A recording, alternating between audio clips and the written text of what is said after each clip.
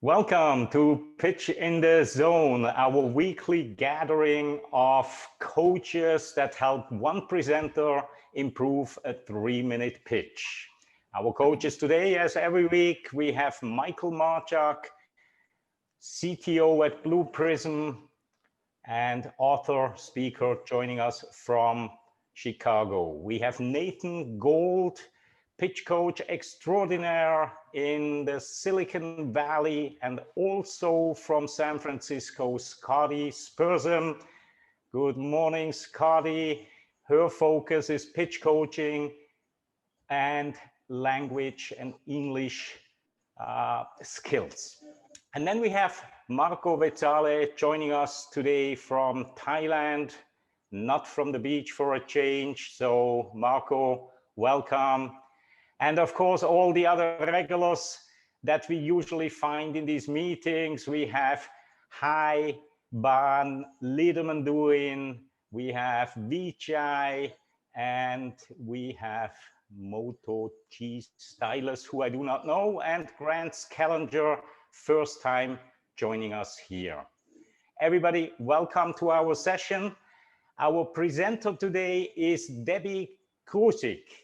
Debbie has been presenting here a couple of weeks ago, a really exciting platform for developers. And I have done one more session with her in between. The progress was astonishing after our first round of feedback. So I can't wait to see what Debbie has come up with for today. And without spending too much time with introductions and things like that, I'm just gonna open up the floor to Debbie. You are going to use slides, right? Just a few things, but I do need to show my screen, please. Excellent, okay. And your target audience, just for everybody to remember, Debbie is? Pretty much it's two different groups, the technology resellers or vendors and their partners, and technology executives like chief information officers and IT managers, that type of thing. Excellent, excellent. And like every week, Marco will run a timer to help you keep track of the 3 minutes. It's a countdown timer. Once you reach 0, it starts to count up. And with that, Debbie, settle in, make yourself comfortable, and start whenever you're ready. Hey, let's make sure first you can see my screen. Mm-hmm. Yeah. Good. Perfect. Okay, let me see that timer there and I'll get started.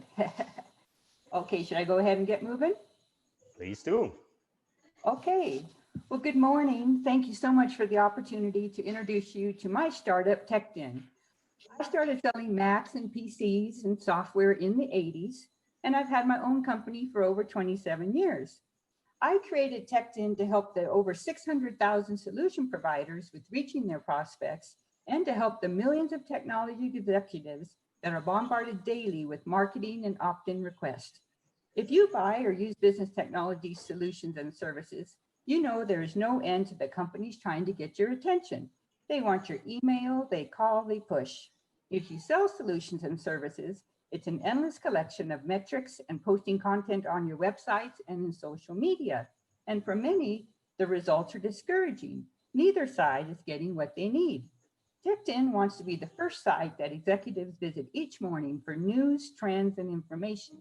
We think of ourselves as a virtual library or mall where you can window shop or dive in, depending on your time and needs. In our marketplace, solution providers pay a flat monthly fee. They can also sponsor some of our news, webinar, and podcast pages. And we are also looking at tiered subscriptions for additional revenue streams. I self-funded Teckedin, and I need resources for getting exposure, building influencers, and making development changes as needed. So let me show you our site. Here is our website, which is accessible by everyone. We have tech news, webinar and events, podcasts, tech jobs. And when you go to our list, they're all sortable by a tech category. So everything is categorized. And you can come up here and you can search by a word. And you can click on some content there. And then you'll see how the whole left side of our table of contents open, so you can see all of the different categories that we're trying to build out. Now in our membership site, which does require an email, it's a little different because we personalize it for you. First of all, you can see the public facing right inside the membership site. So you can quickly go here and see the news and events, but then you can also be looking at the content. So let's say you want to see this story here from IBM. From here, you have options like saving this to your personal vault. So if you're starting to save content, you can save this provider to your favorite list. So if you're building a short list of people you might want to work with, and you can request information. So this is the time when you choose to reach out to a vendor. And as you can see on both of our public facing and our memberships, there are no ads or pop-ups at all. So I hope that you will give us a try today. We do have a button right here that has a hard-coded login, so you can check out the membership portal, and then you have the front end, and we look forward to your feedback. Thank you. Wow, really, really great, Debbie. If you can stop sharing the screen so we get a little more real estate for everybody. Okay, let me figure out how to do it. There we go. There you go, there you go. Really, really well done. I really like your casual conversational presentation delivery, but still with some energy and excitement and enthusiasm in your voice. Absolutely great. Let me start with Michael, because Michael was just putting in a couple of comments while you were talking into the chat box. So please, Michael, what are your observations? So I thought it was a great infomercial. I wasn't feeling you though. I felt like while you were reading, it was a very personable type of thing, but I didn't get you in there. And he's like, I've been doing it for 27 years and I had a hard time finding stuff. So that's why I created this site. I thought this is what a great way to get the information consolidated so I could share with my team and allow them to understand what I'm looking for. All I got was, we have a great site and you can find more and more information everywhere you look to find more things. It didn't seem like it was you, authentic. I didn't get that touch. Also, one thing you did, you slipped in the whole funding thing too. I'm looking for funding, and you mentioned at the beginning that you were talking to IT professionals, so your target audience. They don't want to know that you're looking for funding. That means that you're not going to be around tomorrow. I don't want to know if you're going to be around tomorrow. If I'm going to put investment in this, my time, I want to know that you're going to be there. So don't tell me that you're looking for funding. Again, probably good to separate the conversations between your investors and your target audience. And then while I was looking through that thing and you were showing how you could save, this is again, not a presentation, but more of a concept thing. When you were looking at your information that you're saving to your vault, I didn't see any way to share it with a team member. I mean, when I look for things, I end up looking for things and say, hey, that's an interesting idea. Perhaps I should look into that more. And I would share that with someone I know to get their feedback and get more information about it. So I didn't see that functionality within there. It's more directed toward me, which is fine. But we're in a collaborative kind of team environment now, especially remotely, and having that ability to share would be probably a good thing to allow others within your team to see the same notes that you're having. Thank you very much. Awesome. As always, great feedback from Michael. And I can see already on the smile on Debbie's face that something resonated here. Absolutely fabulous. Let's move on. Marco, what were your observations and what kind of improvements could you recommend to Debbie? Yes, thank you. Well, first of all, I've seen the previous one, which was almost impromptu. So the improvement is massive, like colossal. So congratulations for that.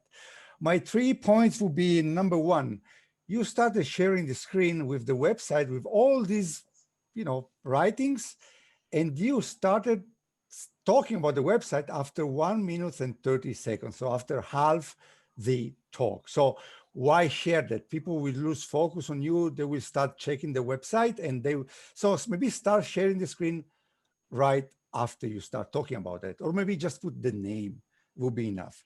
Second thing, just slightly small thing, but I care about the small things. When you do the demo, do not leave other tabs open in the browser. It doesn't look professional. It's like you invite somebody to your home and all the clothes are all around, so it doesn't, just close all the other ones. Third thing, maybe I didn't get it. It's my fault, but where do these feeds come from? Who picks them? Why they are authoritative or whatever? Like, where do they come from? So why should I believe that those are good feeds that I should spend time on? But yeah, total great improvement over last time. Thank you. Thank you, Marco. Again, great feedback as well, Marco. And Debbie, where do the feeds come from? Pretty much on the public facing, we reach out to people and ask, like if I see an interesting video or I attend a conference and there's an expert on there, I'll reach out to him or her and I'll say, hey, you know, would you be willing to contribute some content? And we get their okay and we put it out there. So that's kind of how we're doing the front end now. Excellent. Okay, thank you. Scotty, you're up next. Great job. Oh, Out of your microphone, something with your mic. yeah.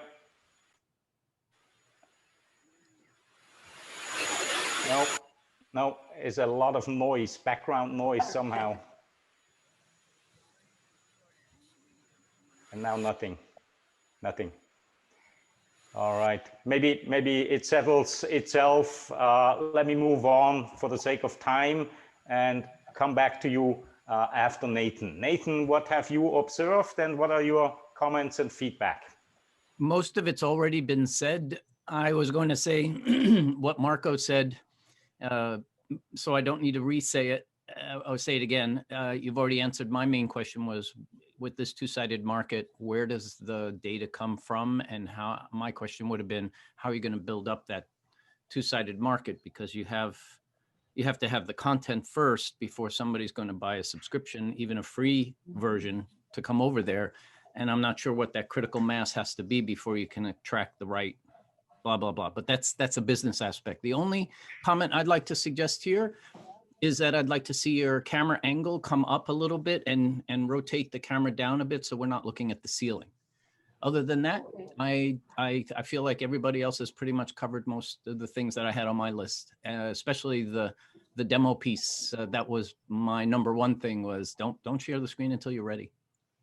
Thank you. All right. Wonderful. Thank you for coming back. And it was like Yep. night and day change. So thank you for coming back.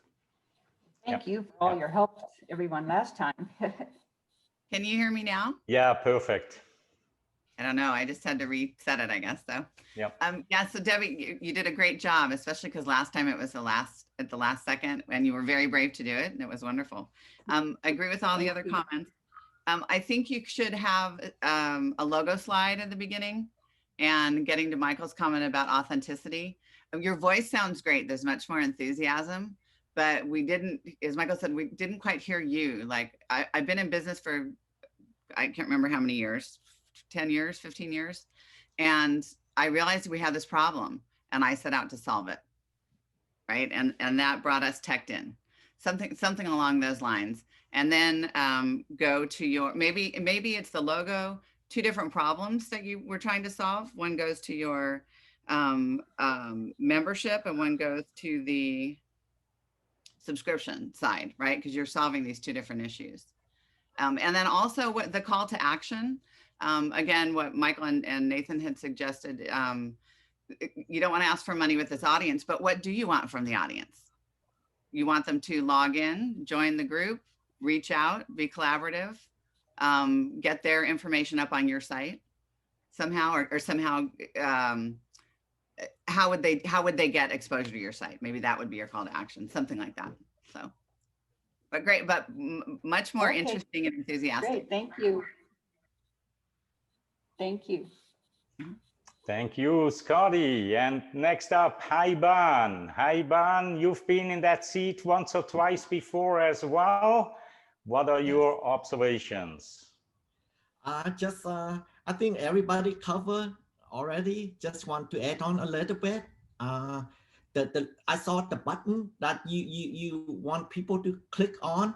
I think it should be more like a button. So it's easier to see instead of a clear background border. So it doesn't look like a button. So people hard to see. That's all I think. Yeah, if you Good can Okay. change point. that. Yeah. Thank you, Heidi. Those Good little point. distinctions all add up, Right. Hi. So really good point to make right Yep. there. Yeah, Right. great observation. Liederman, what have you noticed and what can you suggest to Debbie as improvements? Yeah, so Debbie, I like the introduction. When you talked about the problem, I couldn't relate to it. I think it was because you were reading and I didn't feel the emotional aspect of it. I mean, I could rationalize it, what you had said, but it didn't engage me. Um, and I don't know if the demo if is what the presentation should be. I just don't know. It's more of a demo. It's not a presentation. I want to know what problem you're solving. Now, I do from the business side. I like what you're doing, and I think again, like last time, I think you're after something big and pretty cool. The world is moving to digital, right? And there's a lot of noise. There's social media. There's LinkedIn. There's all of these things, but there's not a Teckedin where you can go and find, you know, tech experts in talking about it, some like that. And that's what you're here for, to focus on that, vertical, not vertical, but that group of people who is their job, is their, I don't know. I think I need a little bit more of that, probably a little bit of a demo. And just understanding more what is it that you're tackling, because I think there's an aha moment right there somewhere, but I still don't see it. But I like the presentation, definitely much better, and last time was really good. And I do want to know more still, so that's really good. Thank you, Liederman. Thank you, Liederman. And this actually brings up a thought in my mind, and that is because this is such an iterative process, right? And you're getting a lot of feedback here again today, Debbie, and we all agree it's already way better than before, which was impromptu, more or less. Please come back another time. Please come back, sometimes maybe mid-January. We are currently fully booked till the 7th of January, but the week after that, the 14th of January, please put yourself in, because to me, there are so many of the small little details that we can discuss, but Liederman now just hit a spot that I think needs to be addressed. And that is when somebody in the audience says, it's a great presentation and wonderful delivery, but I'm not 100% sure. To me, that means a little bit more work is required. So please come back. But let's continue with more feedback. We still have Chris Dunn. Dundon, you've been in that seat as well. You've provided a lot of great feedback in the past. What do you have for Debbie? Well, I think I'm going to follow Liederman, and granted, I didn't hear the whole talk, so maybe I missed a little bit. You kind of have two extremes in similar sites that do different things. You've got the LinkedIns of the world that users provide all the content for the most part. I write something every once in a while to say hi to all my people and tell them what I'm doing and yada yada yada. And then on the other end, you've got like the Huff posts or whatever, where they create all their own content, and people go there to read whatever. So I'm not sure kind of where you fit on that continuum. I think you should definitely stake out some territory there. And in addition, I do think you may want to cultivate some people, either like me that write to my friends, or like Henry Blodgett, who writes for professionally, so to speak, and have them provide something for your site. And when I presented the solution, I would key on just one or two things to really hook people, I think, so that you get 80% of the audience saying, "Wow, that's great. Wish I read that this morning."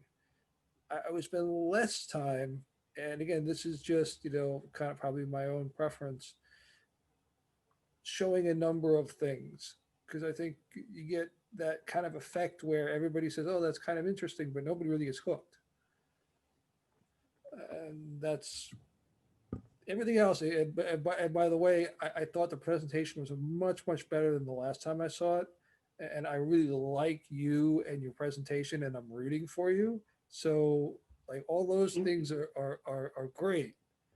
But I think, really getting people to kind of go and check out the site and kind of noodle around and do what you wanted to do, you would benefit from, just like some juicy story that everybody says, "Yeah, I wish I had read that this morning." That's really all I got. Mm-hmm. Thank you, Chris. Great. Thank you, Chris. And Rita is smiling. You've been in that position also just recently. You are smiling all the way along. Please, what kind of feedback can you give to Debbie? Hi, everyone. Debbie, congrats for your presentation. I didn't listen to the first one. Everybody's saying that it's much better, so much more congrats, even so. What I felt was something that I also felt when I'm pitching is we have to say so much things in a short time. And I really felt that you were saying so fast everything, and it was missing your soul, your heart in the project, that I think it's nowadays one of the click to engage people. And all the rest of the mentors have said so much things that I think they are really important. But for me, what I felt most, I know it's very difficult for one side, but really, or take out information or try to short, but you were saying so fast everything that I think Michael said it just at the beginning. It was like an advertisement that you have to say all the legal things, that you say so fast that nobody understands very well some of the words. So for me, all the rest, I think it's amazing, the project. It was the first time I was listening to it.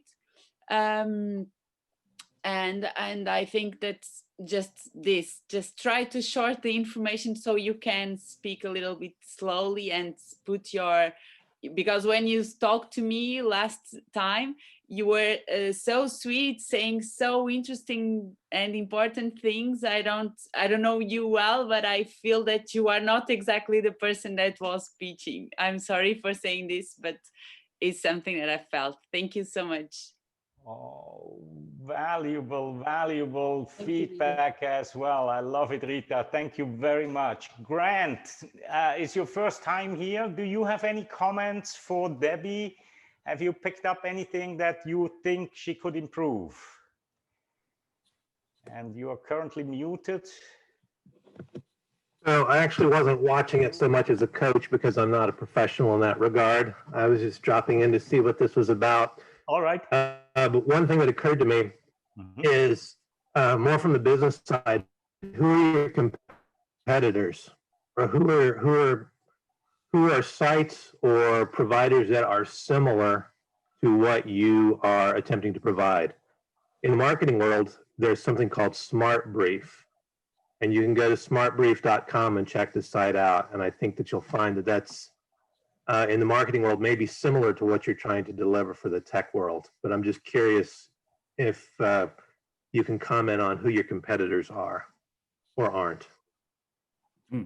Sure. I mean, there's so many tech sites, like ZDNet and all kinds of different ones that people go to, and they, boast millions of visitors a month, same as Capterra and G2 Crowd review sites and things. But I think the difference with mine is I'm trying to do kind of like I really, last time, Liederman, you mentioned that blog, which is really interesting, which I went to, the healthcare blog.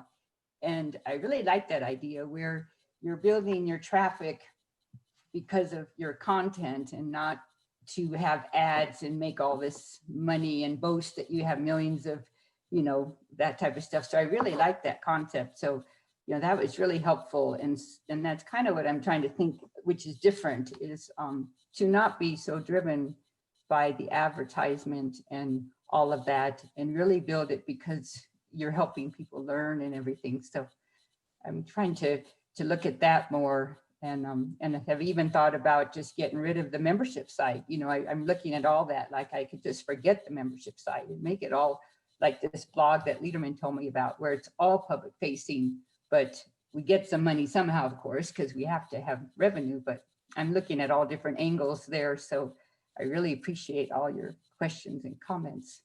Sponsors are obviously one angle you can easily go, Debbie. Once you get a certain level of content or somebody contributing, perhaps the company, you could attract a company to sponsor the site, or, you know, platinum, gold, silver kind of sponsors and different levels of contribution. Yeah, thank you. That's what I kind of think. I might go that angle than trying to do the other angle that I started off with, you know, a ways back. So this is also helpful.